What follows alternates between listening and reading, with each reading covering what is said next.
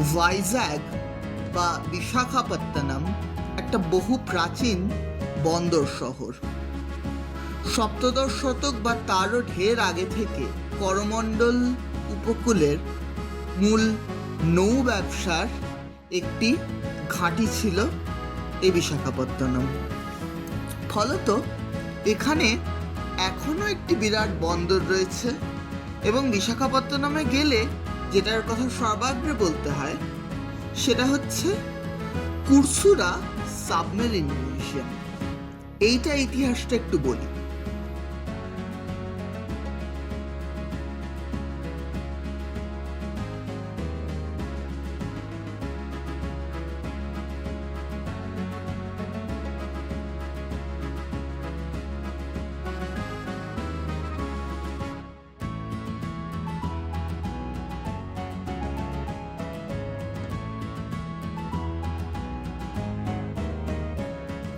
1960-এর দশকে সোভিয়েত ইউনিয়নে তৈরি এই কুরসুরা সাবমেরিন ছিল ভারতবর্ষে ব্যবহৃত হওয়া চতুর্থ সাবমেরিন।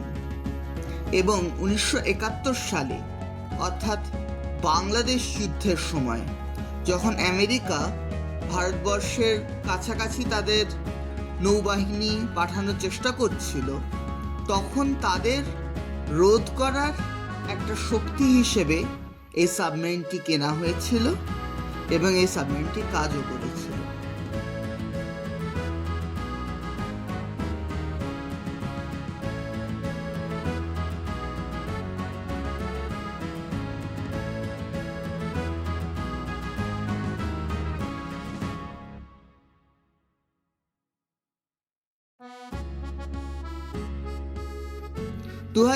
সালে ডিকমিশন হওয়ার পর সাবমেরিনটিকে এই ভাইজ্যাগ বিচ রোডের ধারে স্থাপিত করা হয় এবং এইখানে এর মধ্যে তৈরি হয় একটি মিউজিয়াম।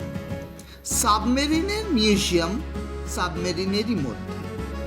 এটা একটা খুবই অন্যরকম সিস্টেম বলাই বাহুল্য এবং সাউথ ইস্ট এশিয়াতে এই ধরনের সাবমেরিন মিউজিয়ামের প্রথম উদাহরণ হলো এই কুরসুরা সাবমেরিন। ভারতের নৌসেনার দ্বারা, নেভির দ্বারা রক্ষণাবেক্ষণ করা হয়।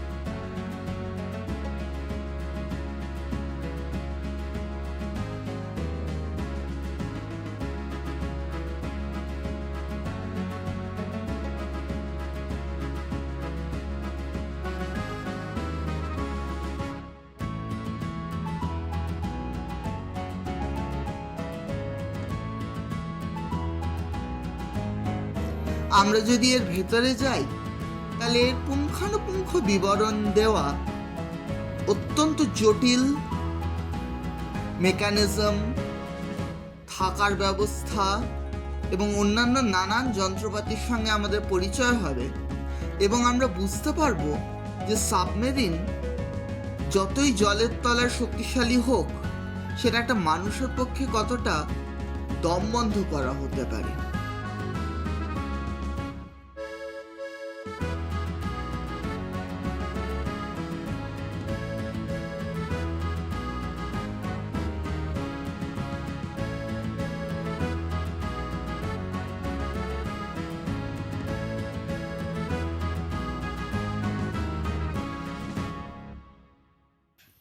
এবং আর একটা জিনিসও আমরা দেখতে পাই এখানে, সেটা হচ্ছে টর্পিডো।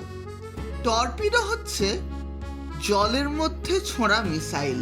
সোজা কথায় বলতে গেলে সাবমেরিন থেকেই এই টর্পিডোগুলি ছোঁড়া হতো মূলত জাহাজ ধ্বংস করার জন্য। সেরম কিছু টর্পিডো অবশ্যই এখন আর কাজ করবে না, এরম কিছু নমুনা এখানে রাখা রয়েছে।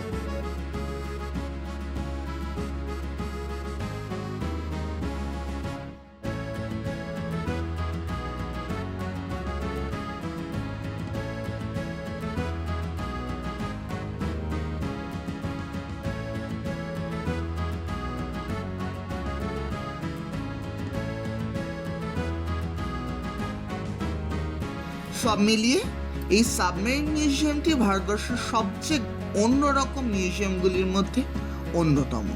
সুতরাং এটি দর্শন করা এখানকার অবশ্য কর্তব্যের মধ্যে পড়ে।